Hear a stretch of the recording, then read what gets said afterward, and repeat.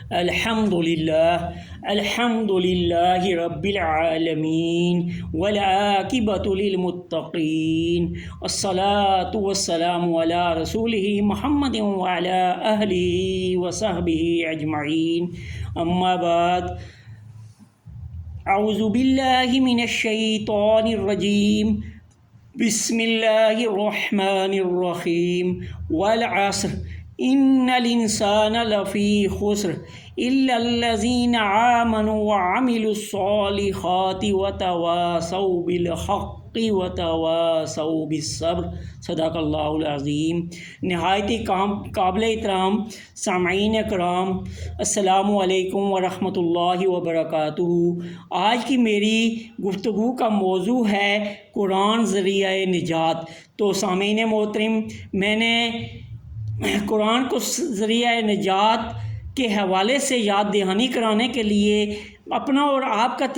تزکیہ کرنے کے لیے، تذکیر کے لیے سورہ عصر تلاوت کی۔ تو سورہ عصر قرآن مجید کی ایک بہت عظیم صورت ہے، اور میں اس کا تعمیدی تعارف کچھ اس انداز سے کرواؤں گا آپ کو کہ نمبر 1، یہ قرآن مجید کی مختصر ترین صورت ہے۔ یعنی اس کے اندر قرآن کی جو صورت ہے، سب سے مختصر صورتیں ان کے صرف 3 آیات ہیں۔ تو اس میں ہم سورہ الکوثر کو دیکھ لیتے ہیں، سورہ النصر کو دیکھتے ہیں، اور اسی طرح سورہ عصر جو ہے یہ قرآن مجید کی مختصر ترین صورت ہے۔ اور اس کے ساتھ ساتھ اس صورت کا دوسرا تعارف یہ ہے کہ یہ قرآن مجید کی اولین صورتوں میں سے ہے، اور ابتدا میں یہ نازل ہوئی ہے، اور یہ سمندر کو کوزے میں بند کرنے والی صورت ہے۔ اس کے اندر بہت جو ہے جامعیت کے ساتھ وہ جامع جو ہے وہ پیغام دیے گئے ہیں۔ اور تیسری چیز اس کی پھر کیا ہے کہ یہ جامع ترین صورت ہے قرآن مجید فرقان حمید کی۔ اور اس قرآن مجید فرقان حمید کا جو موضوع ہے وہ موضوع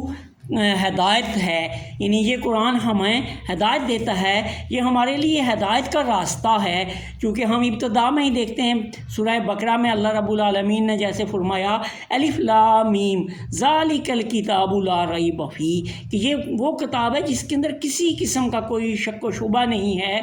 اور کیا ہے ھدی للمتقین، یہ متقی لوگوں کے لیے ہدایت ہے۔ اور اسی طرح پھر سورہ بقرہ میں ہی فرمایا گیا شہر الرمضان الذی انزل فیہ القرآن ھدی للناس من البینات الہدی والفرقان، کہ رمضان کے مہینے میں یہ قرآن نازل ہوا، اور یہ کیا ہے انسانیت کی ہدایت کے لیے ہے۔ یہ گمراہی اور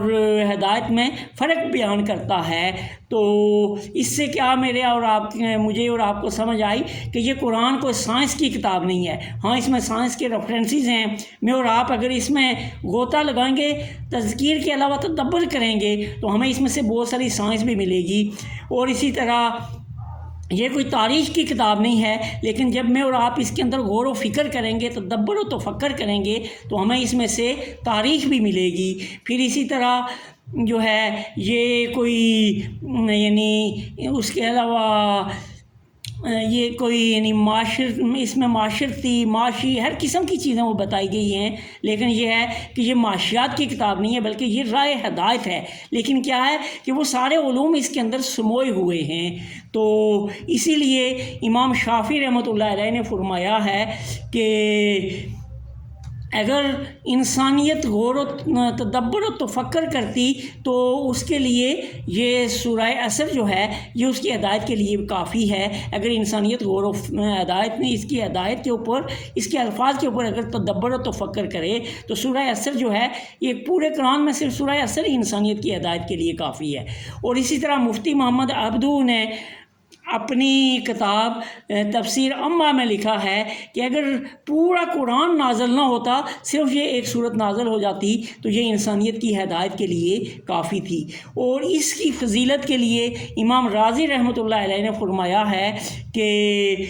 نبی مہربان صلی اللہ علیہ وسلم کے صحابہ کرام کا جب معمول ہوتا تھا، وہ آپس میں ملتے تھے، تو جب وہ جدا ہونے لگتے تھے تو صاحب ایک دوسرے کو سورہ عصر کی تلاوت کر کے سناتے تھے، تاکہ ان سب کی تذکیر ہو جائے، ان کا جو ہے تزکیہ ہو جائے۔ تو اس کے ساتھ ساتھ سورہ عصر جو ہے یہ قرآن کے مضامین کا اس میں انڈیکس بھی ہے، یہ اس کے اندر تاریخ بھی ہے، اور اس کے اندر جو ہے وہ تخلیق انسانیت کے بارے میں بھی ہے، اس کے اندر ازل کے حوالے سے بھی بات ہے، اس کے اندر ابد کے حوالے سے بھی بات ہے، اور یہ جو ہے پورے مضامین اپنے اندر جو ہے وہ اس نے سموئے ہوئے ہیں۔ تو اب آپ دیکھیں کہ ہم جب پہلی آیت کے اوپر دیکھتے ہیں والعصر، تو یہ اس میں انڈیکس ہے کہ قسم ہے زمانے کی، یہی اسی زمانے نے بتایا کہ آدم کی تخلیق سے پہلے کیا تھا، اور اس میں تاریخ کے حوالے سے بتایا گیا، انڈیکس ہے اس کا کہ آدم کی تخلیق کیسے ہوئی، اور پھر کیسے اس کو ابلیس نے ورگلایا، اور کیسے پھر ہمیں اس دنیا کے اوپر بھیجا گیا، اور پھر پوری تاریخ بتائی گئی کہ کیسے جو ہے اس زمانے نے فرعون کو انا ربکم الاعلی کہتے ہوئے دیکھا، پھر اسی زمانے نے فرعون کو ڈوبتے ہوئے اور آمنا برب موسیٰ و ہارون کہتے ہوئے دیکھا، اور اسی زمانے میں نے شداد کو جنت بناتے ہوئے دیکھا، اور اسی زمانے میں نے اس کو اس کے اندر داخل ہونے کی اجازت نہ ملتے ہوئے اور اس کی روح قبض کرتے ہوئے دیکھا۔ تو یہ پورا ایک زمانہ جو ہے وہ والعصر کے اندر سمو جاتا ہے۔ اور پھر آگے فرمایا گیا جیسے کہ ان الانسان لفی خسر، جتنی انسانیت ہے وہ ساری خسارے میں ہے۔ تو یہاں میں اور آپ دیکھتے ہیں کہ خسارہ کیا ہے، تو یہاں سے ہم پھر اپنے معاشرے کا جائزہ لیتے ہیں، تو ہمارے سامنے جب ہم کسی کامیاب شخص کا تذکرہ کرتے ہیں تو ہم دیکھتے ہیں کہ اس کا بہت بڑا بینک بیلنس ہے، اس کی بہت بڑی کاریں ہیں، کوٹھیاں ہیں، اور اس کے ساتھ ساتھ اس کا کاروبار بہت پھیلا ہوا ہے، اور اس کی بڑی عزت ہے، بڑی شہرت ہے، تو ہم کہتے ہیں کہ یہ کامیاب ہے۔ لیکن قرآن نے اس صورت نے اس سے ہٹ کے جو ہے وہ ان الانسان لفی خسر کہ اس خسارے سے بچنے کا اور طریقہ ہمیں بتایا ہے۔ تو اس طرح ہم دیکھتے ہیں کہ انسانیت خسارے میں ہے، تو خسارہ سب سے پہلے پھر ہمیں بتایا گیا کہ خسارہ کیا ہے۔ تو پھر اس کی بھی امام راضی نے خسارے کی پہلے اس طرح سے مثال دی کہ انہوں نے کہا کہ مجھے اس خسارے کی سمجھ نہیں آ رہی تھی کہ خسارہ کیا ہے۔ اصل میں اس کے اندر فرمایا گیا ان الانسان لفی خسر، کہ بے شک انسان خسارے میں ہے۔ یہ کوئی 1-2 لاکھ کا خسارہ نہیں ہے، 1-2 ہزار کا یا اربوں کا خسارہ نہیں، بلکہ بہت بڑا خسارہ، انسانیت بہت بڑے خسارے میں ہے۔ اور امام راضی نے کہا کہ میں اس کی سمجھ نہیں آ رہی تھی کہ خسارہ کیا ہے، تو انہوں نے کہا کہ میں بغداد کے اندر سے جا رہا تھا، ایک برف فروش میں نے دیکھا کہ وہ زور زور سے پکار رہا ہے، اے لوگو میرا سرمایہ گلا جا رہا ہے، اے لوگو میری برف پگھل رہی ہے، خدا کے لیے یہ لے لو، میں خسارے میں جا رہا ہوں، یہ لے لو، میں خسارے میں جا رہا ہوں۔ تو ان کو انہوں نے کہا کہ مجھے یہاں سے پتہ چلا کہ یہ میری زندگی وقت گزر رہا ہے اور یہ ختم ہوتی جا رہی ہے، تو اگر میں نے جس طرح کہ اس برف فروش نے برف فروخت نہ کی تو وہ خسارے میں چلا جائے گا، اسی طرح ہم نے اگر آگے والی جو ہے وہ 4 چیزیں نہ کی تو میں اور آپ بھی اس خسارے میں جا سکتے ہیں۔ تو یہ چیز فرمائی گئی۔ پھر اسی طرح میں اور آپ دیکھتے ہیں کہ ہم اس آدمی کو کامیاب کہتے ہیں جو بہت بڑا، یعنی جس کے پاس مال و دولت ہو، جس کے پاس عیش و عشرت ہو، تو وہ ہم کہتے ہیں کہ کامیاب ہے۔ لیکن میرے نبی مہربان صلی اللہ علیہ وسلم نے جو کامیابی کا معیار ہمیں بتایا، تو نبی مہربان صلی اللہ علیہ وسلم نے فرمایا کہ اگر کوئی حضرت عیسیٰ علیہ السلام کا زہد دیکھنا چاہتا ہے تو وہ میرے اس اللہ والے صحابی حضرت ابو ذر غفاری کو دیکھے کہ ان کے اندر حضرت عیسیٰ کی طرح کا زہد پایا جاتا تھا۔ آپ دیکھیں حضرت ابو ہریرہ رضی اللہ تعالیٰ عنہ ایک یعنی کوئی اتنا ان کے پاس کوئی مال و دولت نہیں تھی، ایک غریب اور مسکین تھے، لیکن کیا ہے کہ انہوں نے یہ 4 چیزیں کی تو کتنے جید صحابہ میں ان کا شمار ہوا۔ حضرت علی رضی اللہ تعالیٰ عنہ جب آپ کی شادی ہونے لگی تو آپ کے پاس کچھ بھی نہیں تھا، ایک انصاری صحابی نے آپ کو ایک حجرہ دیا جس کے اندر آپ ان کا یعنی نکاح کے بعد آپ وہاں رہائش کے لیے گئے۔ تو نبی مہربان صلی اللہ علیہ وسلم نے جب حضرت علی رضی اللہ تعالیٰ عنہ کا نکاح ہونے لگا تو ان سے پوچھا کہ آپ کے پاس کچھ مہر دینے کے لیے ہے؟ تو انہوں نے کہا نہیں میرے پاس تو کچھ بھی نہیں۔ تو نبی مہربان صلی اللہ علیہ وسلم نے فرمایا کہ آپ کے پاس ایک زرہ ہوتی تھی وہ کدھر ہے؟ تو فرمایا وہ تو میرے پاس ہے لیکن وہ میں استعمال کرتا ہوں، میں جہاد کے اندر بھی شریک ہوتا ہوں، وہاں یہ میری ضرورت ہوگی۔ تو نبی مہربان صلی اللہ علیہ وسلم نے کہا کہ اس کو یا بیچو یا کسی کے پاس گروی رکھ کے تو آپ مہر ادا کریں۔ تو کیا ہم دیکھیں کہ ان کے پاس کچھ بھی نہیں تھا، یعنی مسکین صحابی تھے، تو کیا وہ کامیاب نہیں ہوئے؟ نہیں، وہ تو کامیاب ہوئے، وہ تو نبی مہربان صلی اللہ علیہ وسلم کے تربیت یافتہ صحابی تھے جن کے اوپر ہمیں فخر ہے۔ تو اصل کامیابی پھر یہی ہے کہ ان لوگوں نے یہ 4 چیزوں کے اوپر عمل کیا تو وہ کامیاب ہوئے۔ اب وہ 4 چیزیں کیا ہیں کہ جس سے ہم خسارے سے بچیں گے؟ ان الانسان لفی خسر الا الذین آمنوا، یعنی دیکھیں یہ آیات ایک دوسرے کے اوپر کے ساتھ انٹرلنک ہیں۔ اگر ہم والعصر کہیں گے تو آگے ہمیں کوئی سمجھ نہیں آئے گی جب تک ان الانسان لفی خسر، یہاں اللہ رب العالمین نے قسم کھائی ہے۔ اللہ رب العالمین اگر ویسے بھی کوئی بات کہہ لے تو وہ ایتھینٹک ہوتی ہے، لیکن یہاں اللہ رب العالمین نے ایک عظیم پیغام سمجھنے کے لیے مجھے اور آپ کو بتایا کہ والعصر کہنے کے بعد ان الانسان لفی خسر، پوری انسانیت خسارے میں ہے۔ اب وہ خسارے سے کیسے نکلے گی؟ الا الذین آمنوا، مگر وہ لوگ جو ایمان لائے۔ پہلا کام کیا ہے کہ ایمان لائے۔ اب ایمان خالی میں اور آپ جس طرح ہم کہتے ہیں کہ ہم اللہ پہ ایمان رکھتے ہیں، نبی مہربان صلی اللہ علیہ وسلم کو آخری نبی مانتے ہیں، اب ہم اگر منہ سے تو کہہ لیتے ہیں، ہم اپنی زبان سے کہہ لیتے ہیں، لیکن ایمان تو وہ ہے کہ ہم یعنی اس کی جو 4 اقسام ہے، اللہ پہ ایمان لانا، اس کے فرشتوں پہ ایمان لانا، اور اس کی کتابوں کے اوپر ایمان لانا، اور اچھی اور بری تقدیر کے اوپر، اس کے اوپر میرا اور آپ کا ایمان پھر ایسا ہو کہ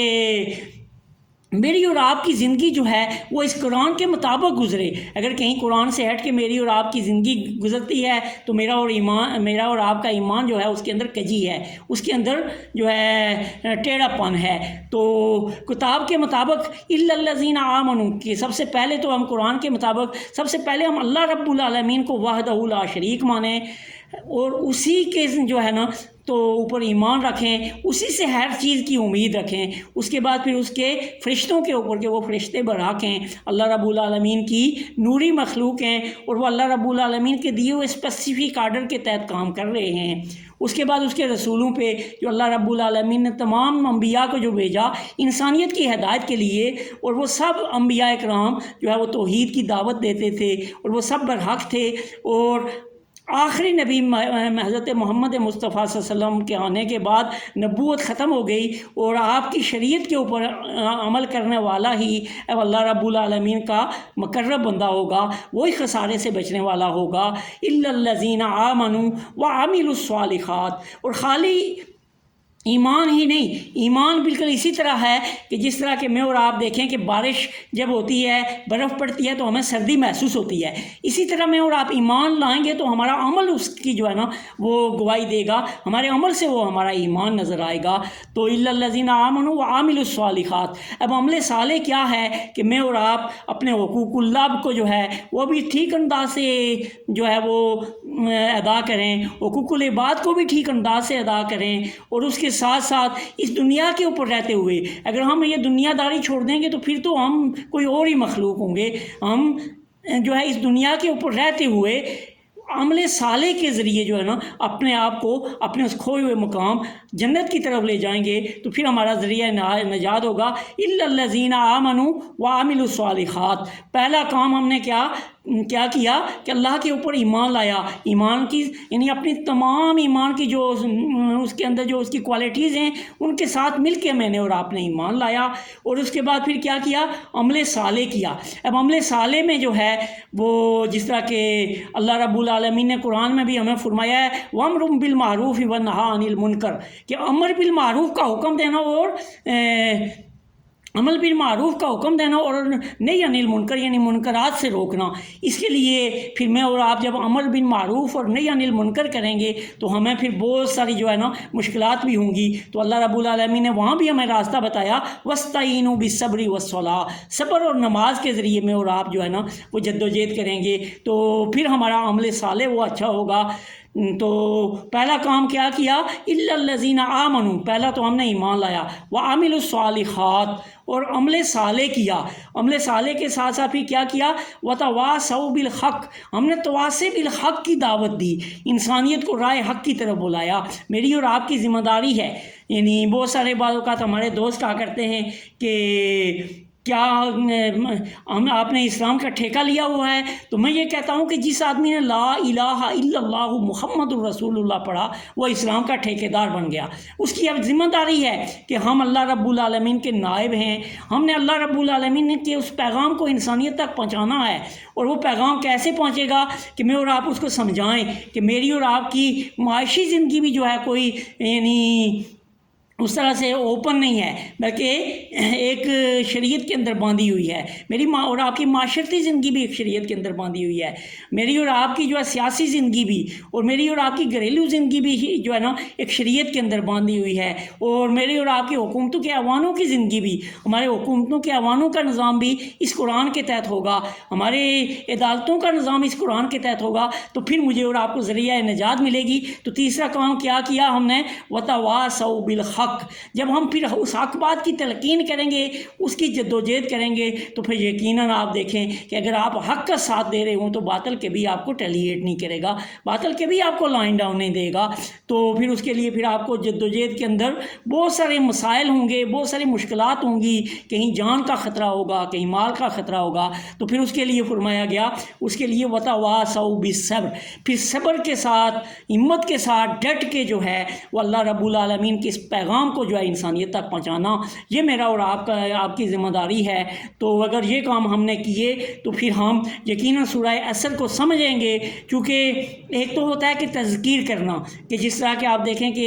ایک جہاز جا رہا ہے تو اس کا پانی ہے، اس کا تیل لیک ہو گیا تو وہ اس کے اوپر ترتا ہے تو نظر آتا ہے، وہ تذکیر ہے۔ اور ایک ہوتا ہے تدبر کرنا، کہ اگر اس کے اندر جو چیزیں تھیں وہ نیچے ڈوبی تو نیچے جا کے پتہ چلا کہ اس کے اندر کیا ہے۔ تو تذکیر تو ہم یہ کرتے ہیں کہ جس طرح اوپر وہ تیل نظر آتا ہے، اس طرح ہم اس کی تلاوت کرتے ہیں، ہم اس کی آیات پڑھتے ہیں تو ہمیں اس کا مفہوم سمجھ آتا ہے، لیکن تدبر کرنے کے لیے، غور و فکر کرنے کے لیے مجھے اور آپ کو اس قرآن کے اندر غوطہ لگانا ہوگا۔ اور پھر یہ 4 اعمال ہم نے کرنے ہوں گے۔